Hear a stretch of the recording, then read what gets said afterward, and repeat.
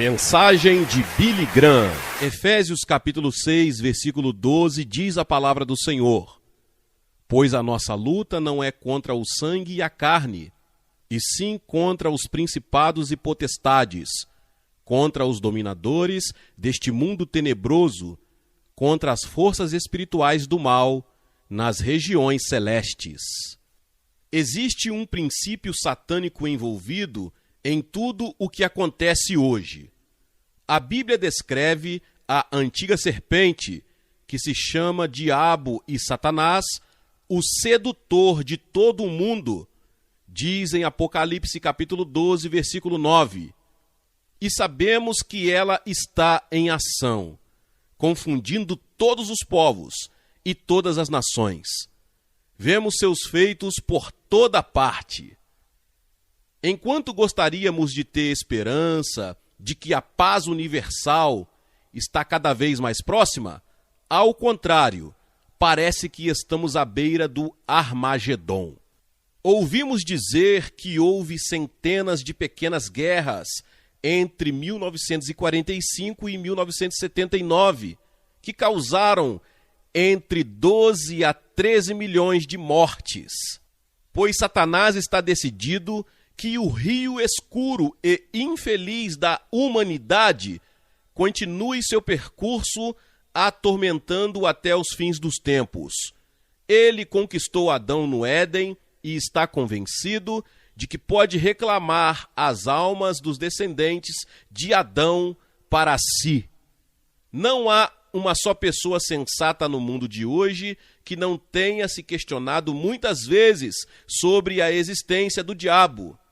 Que ele existe de fato, há uma dúvida. Vemos seu poder e influência em toda parte. A questão não é se existe diabo, mas sim como e por que o diabo surgiu. Sabemos pela história de Adão e Eva que o diabo já estava presente na terra antes que Deus criasse o primeiro homem. O diabo já existia. Caso contrário, Deus não teria criado uma árvore cujo fruto permitisse o conhecimento do bem e do mal. Não teria havido necessidade de tal árvore, nem possibilidade de sua existência, se o mal já não estivesse presente e o homem não precisasse de proteção contra ele. Foi Deus quem criou o mal? Aqui nos deparamos com o maior de todos os mistérios, o mais significante de todos os segredos, a mais irrespondível de todas as perguntas.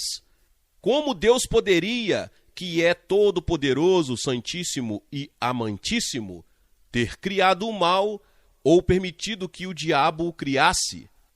Por que Adão teve que ser tentado?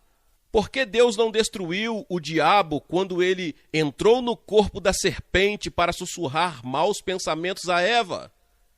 A Bíblia nos fornece algumas indicações quanto à possível resposta. Mas a Bíblia também deixa bem claro que o homem não deve conhecer a resposta inteira, até que Deus permita que o diabo e suas maquinações o ajudem a realizar os seus desígnios. Antes da queda de Adão, muito antes mesmo de Adão existir, parecia que o universo de Deus estava dividido em esferas de influência, cada uma sob a supervisão e o controle de um anjo ou príncipe celeste, e que todos tinham que prestar contas diretamente a Deus. Paulo nos fala de tronos, soberanias, principados e potestades, tanto no mundo visível como no invisível, Colossenses 1,16 e Efésios 1,21. A Bíblia faz frequentes alusões a anjos e arcanjos, mostrando que havia uma ordem estabelecida entre eles, sendo alguns mais poderosos do que outros. O diabo deve ter sido exatamente um destes príncipes celestes e poderosos, a quem é provável a terra foi destinada como sua província especial, conhecido como Lúcifer, o que leva o Archote. Ele deve ter estado muito próximo a Deus, tão próximo de fato, que a ambição entrou em seu coração e ele decidiu não ser o príncipe querido de Deus, mas colocar-se em pé de igualdade com o próprio Deus. Lúcifer não era a contraparte de Deus, mas a contraparte de Miguel ou Gabriel. Ele não era um Deus caído, mas um anjo caído. Foi neste momento que a ruptura surgiu no cosmos.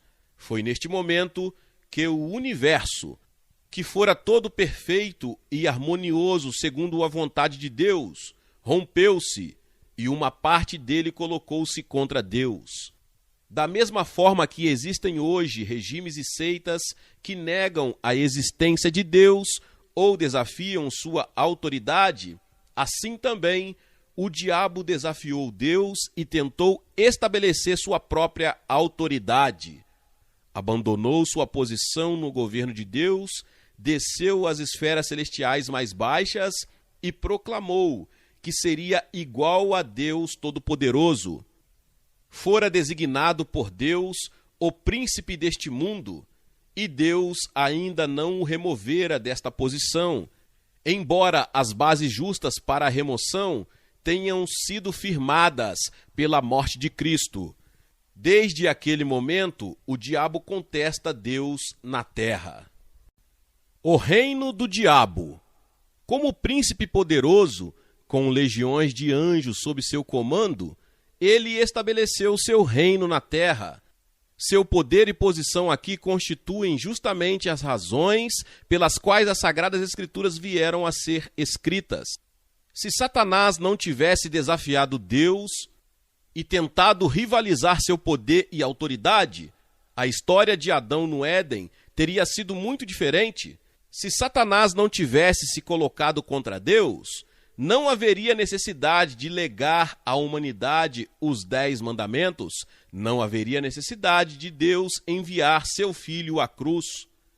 Jesus e seus apóstolos estavam bem conscientes do diabo. Mateus registra mesmo uma conversa entre Jesus e o diabo, Mateus 4.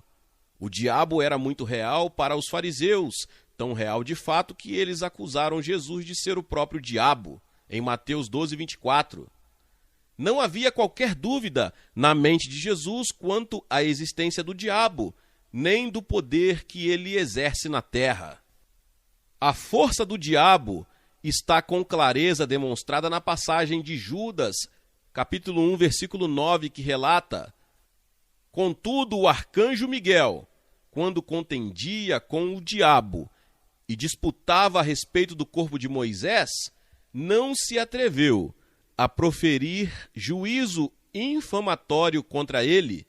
Pelo contrário, disse: O Senhor te repreenda. A confusão atual quanto à personalidade do diabo resultou em grande escala das caricaturas que se tornaram populares na Idade Média. Para apaziguar seu medo do diabo, as pessoas tentavam zombar dele e o retratavam como uma criatura ridícula e grotesca, com chifres e uma cauda comprida. Colocaram um forcado em sua mão e um olhar imbecil de maldade em seu rosto, e então disseram a si mesmas: quem tem medo de uma figura ridícula como essa? A verdade é que o diabo é uma criatura de extrema inteligência superior, um espírito dotado e poderoso de engenhosidade infinita. Esquecemo-nos que o diabo foi provavelmente o maior e o mais nobre de todos os anjos de Deus. Ele foi uma figura sublime que decidiu usar seus dotes divinos para os próprios objetivos em vez dos de Deus. Seu raciocínio é brilhante, seus planos hábeis, sua lógica quase irrefutável. O poderoso adversário de Deus não é nenhuma criatura estropiada de chifres e cauda. Ele é um príncipe imponente de malícia e astúcia ilimitadas, capaz de tirar vantagem de qualquer oportunidade que se apresente, capaz de alterar qualquer situação em benefício próprio. Ele é implacável e cruel, não é, porém, todo-poderoso, onisciente nem onipresente.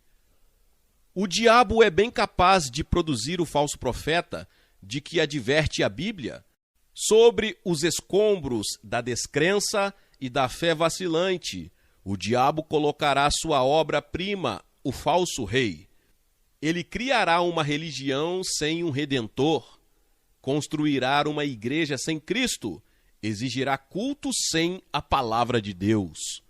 O apóstolo Paulo previu isto quando disse: mas receio que assim como a serpente enganou a Eva com a sua astúcia, assim também sejam corrompidas as vossas mentes, e se apartem da simplicidade e pureza devidas a Cristo. Se, na verdade, vindo alguém pregar-vos outro Jesus que não temos pregado, ou se aceitais espírito diferente que não tendes recebido, ou evangelho diferente que não tendes abraçado, a esses de boa mente o tolerais, porque os tais são falsos apóstolos, obreiros fraudulentos, transformando-se em apóstolos de Cristo. 2 Coríntios capítulo 11, versículos 3 e 4 e 13. O diabo e o anticristo. Sabemos que o anticristo surgirá e tentará conquistar as mentes e os corações dos homens.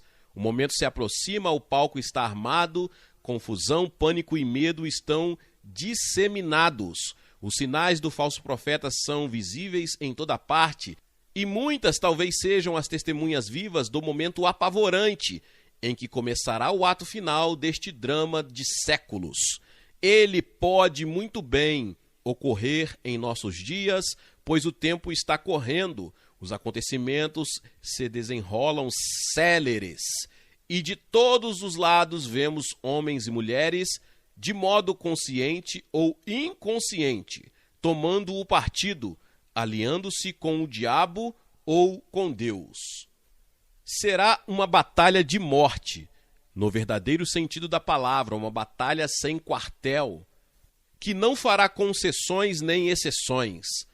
A fase humana desta batalha começou no Jardim do Éden, quando o diabo seduziu a humanidade e a afastou de Deus, possibilitando a existência de bilhões de opiniões conflitantes, cada homem tomando o seu caminho. Todos nós andávamos desgarrados como ovelhas, cada um se desviava pelo caminho, mas o Senhor fez cair sobre ele, Cristo, a iniquidade de todos nós. Isaías 53, 6. Isto continuará até o fim dos tempos, até que uma das duas poderosas forças, a força do bem ou do mal, triunfe e coloque no trono o verdadeiro rei ou o falso rei. Neste momento da história, duas poderosas trindades estão frente a frente, a trindade de Deus Pai, Filho e Espírito Santo, e a falsa trindade que Satanás quer que adoremos em seu lugar. A trindade do mal, diabo, anticristo e falso profeta, é descrita no livro do Apocalipse.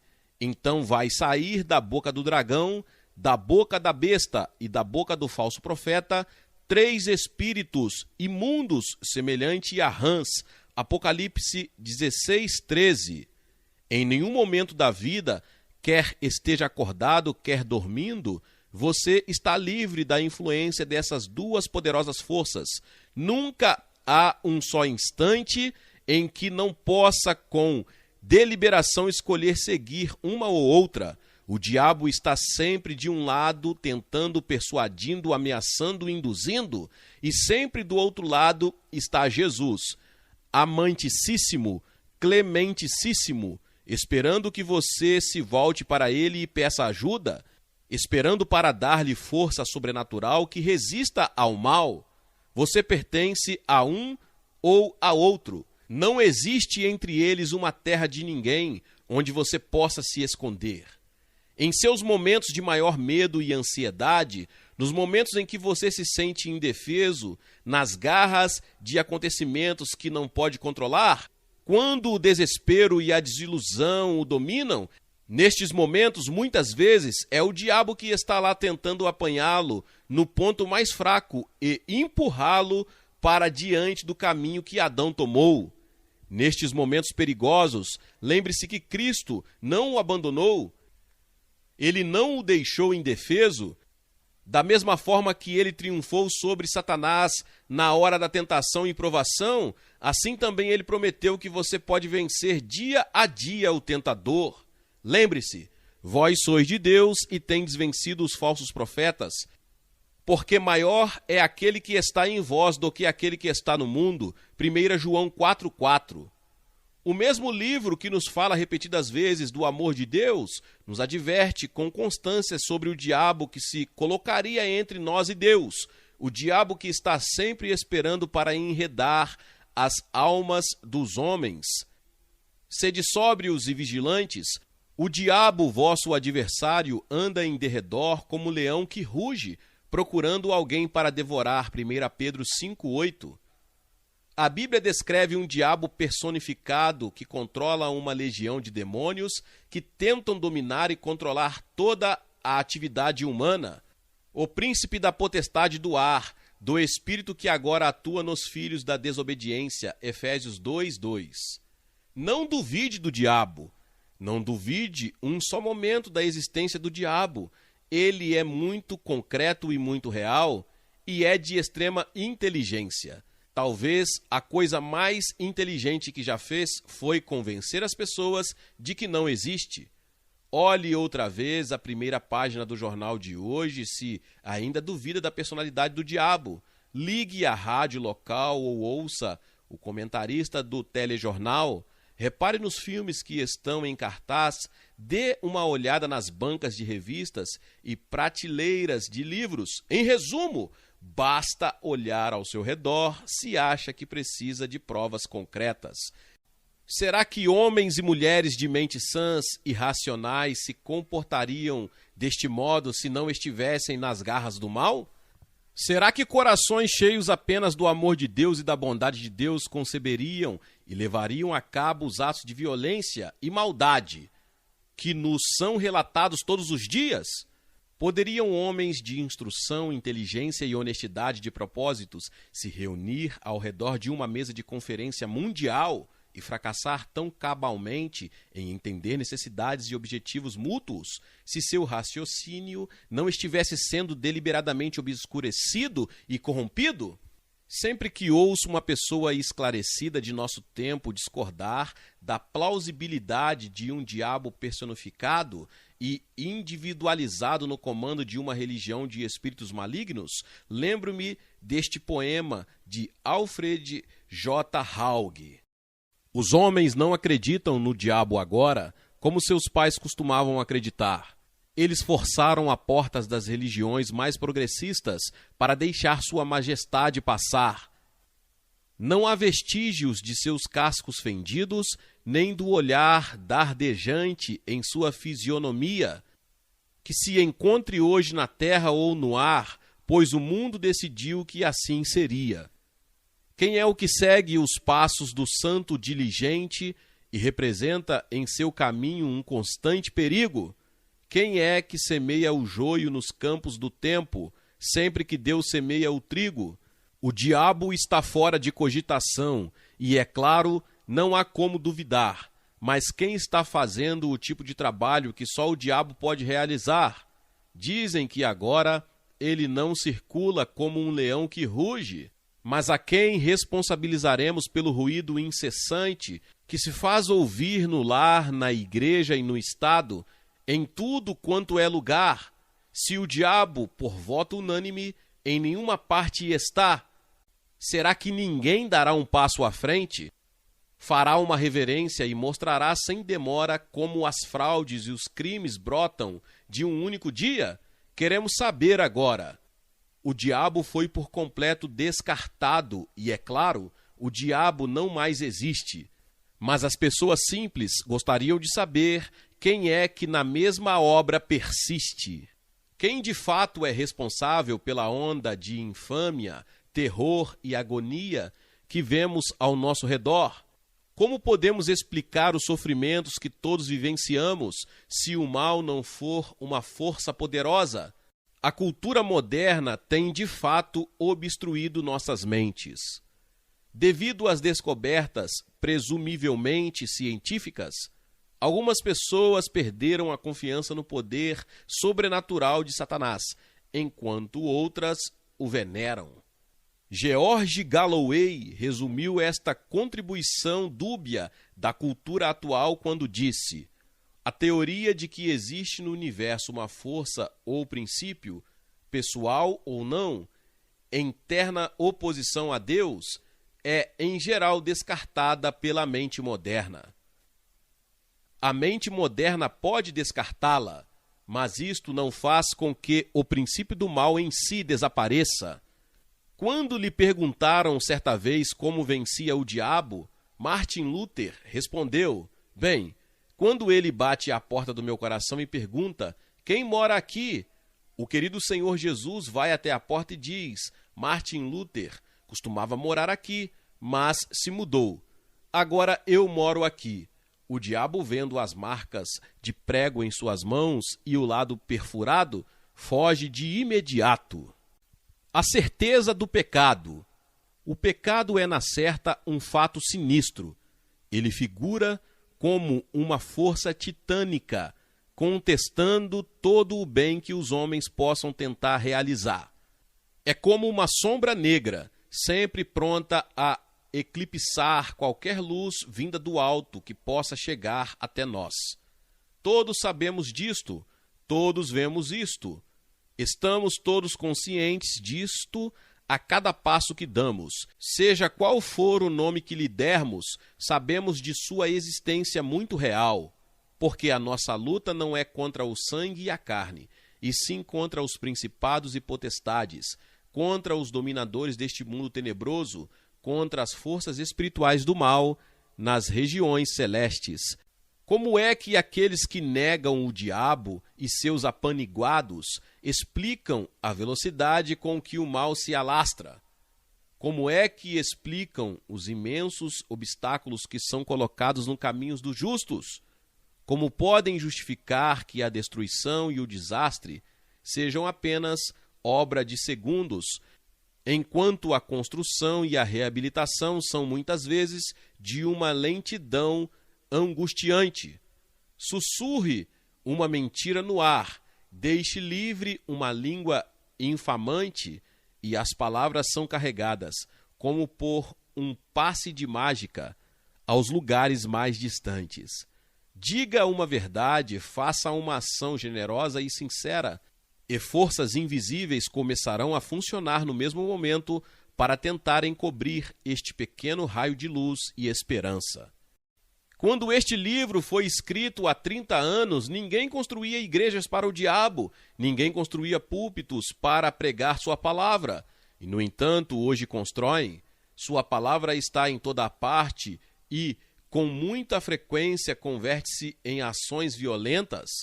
Se nenhuma força invisível está em ação corrompendo os corações dos homens e distorcendo seus pensamentos, como explicar a ânsia da humanidade de ouvir os indignos, vulgares e desprezíveis, enquanto faz ouvido de mercador aos bons, honestos e puros? Basta apenas ouvir as blasfêmias do rock para perceber que Satanás está vivo e muito bem na terra. Será que uma única pessoa entre nós rejeitaria um delicioso pedaço de fruta madura para escolher um pedaço podre que estivesse fervilhando de vermes e cheirando mal, se não fosse levada a esta terrível escolha por uma força poderosa e sinistra? Contudo, é isto mesmo que todos fazemos repetidas vezes. Rejeitamos com constância as experiências fecundas, belas e nobres e buscamos as de mau gosto, vulgares e degradantes. Estas são as obras do diabo e elas prosperam de todos os lados. A luta entre o bem e o mal. O que vemos acontecer aqui na Terra é apenas um reflexo das lutas muito maiores entre o bem e o mal na esfera invisível. Gostamos de pensar que o nosso planeta é o centro do universo e atribuímos importância demasiada aos acontecimentos terrenos. Em nosso orgulho tolo, vemos com olhos humanos, mas uma luta de magnitude infinita maior está sendo travada no mundo que não podemos ver. Os homens sábios da antiguidade sabiam disto. Sabiam que há muitas coisas que o olho humano não consegue discernir e muitas coisas para as quais o ouvido humano é surdo. O homem moderno gosta de achar que ele criou o rádio, a televisão e os computadores, que tornou possível enviar sons audíveis e imagens visíveis ao espaço e produzir e registrar quantidades impossíveis de dados. A verdade é, sem dúvida, que estas ondas desconhecidas do homem sempre existiram e que maravilhas muito maiores existem no espaço cósmico, sob as quais o homem talvez nunca adquira o mínimo conhecimento. Que estas maravilhas existem, os antigos profetas sabiam, mas mesmo eles tinham apenas uma vaga ideia de sua magnitude, mesmo eles captavam apenas os ecos mais difusos da poderosa batalha das esferas. Um dos preços que Adão pagou por dar ouvidos ao diabo foi perder a visão das dimensões espirituais. Perdeu para si e para toda a humanidade a capacidade de ver, ouvir e entender tudo que não fosse desprezivelmente material. Adão fechou-se às maravilhas e esplendores do mundo invisível. Perdeu o poder da verdadeira profecia, a habilidade de prever o futuro e, com isto, de entender e realizar a obra do presente. Perdeu o sentido de continuidade. Tornou-se literalmente morto em transgressões e pecados. Alienou-se de Deus. Diz Campbell Morgan: nossa distância de Deus é a da incapacidade de saber e compreender o que está próximo. É a distância do homem cego da glória do quadro à sua frente. A distância do homem surdo da beleza da sinfonia ao seu redor. É a distância que separa o homem sensato de toda a atividade da vida em meio à qual vive. Mas basta a tragédia ou a doença nos atingir, basta sofrermos as consequências de nossos próprios pecados, de imediato culpamos Deus por isto. Talvez tenhamos alguma paciência e compreensão com nossos aparelhos de televisão, quando não nos proporcionam o que queremos, mas repreendemos com rapidez Deus e seu universo quando obtemos uma imagem distorcida dele. Basta alguém conseguir a promoção de negócios que desejávamos, basta alguém que consideramos menos merecedor ter êxito onde fracassamos e nós protestamos contra a injustiça de Deus. Exigimos saber por que Deus permite tais desigualdades. Perdemos de vista o fato de que Deus, como uma grande e importante estação de televisão, está enviando uma imagem perfeita de amor e justiça todo o tempo e que a recepção defeituosa está em nós. O mal que embaça nossa visão é o mal e a distorção dentro de nós que nos impedem de ver e vivenciar o mundo perfeito de Deus. É nosso próprio pecado que embaça a imagem, que nos impede de ser os filhos puros de Deus em vez dos filhos do mal. Paulo falou em nome de todos nós quando disse: porque não faço o bem que prefiro, mas o mal que não prefiro, esse faço. Romanos 7,19. Paulo reconheceu o terrível inimigo, o poderoso adversário de toda a humanidade, e bradou: desventurado homem que sou, quem me livrará do corpo desta morte? Graças a Deus por Jesus Cristo nosso Senhor. De maneira que eu de mim mesmo, com a mente, sou escravo da lei de Deus, mas segundo a carne, da lei do pecado. Romanos 7, 24 e 25. Dois adversários esmagadores mostravam-se com clareza visíveis a Paulo, e ele tinha nítida consciência de oscilar entre dois poderosos magnetos. A força do bem puxava sua mente e seu coração em direção a Deus, enquanto a força do mal tentava arrastar seu corpo para a morte e a destruição. Você está preso entre duas das mesmas forças, a vida e a morte. Escolha o caminho de Deus e encontrará a vida. Escolha o caminho de Satanás e achará a morte. Glória a Deus, louvado seja o nome do Senhor. Que palavra poderosa. Talvez você chegou até aqui e ouviu esta palavra e ainda não é inscrito aqui no canal. Se inscreva aqui no canal e ative o sininho das notificações. Todos os dias são postados vídeos abençoados aqui no canal para te abençoar. Deixe também o seu like e não se esqueça de compartilhar esta palavra com mais pessoas. Meus irmãos e minhas irmãs, nos vemos nos próximos vídeos. Amém.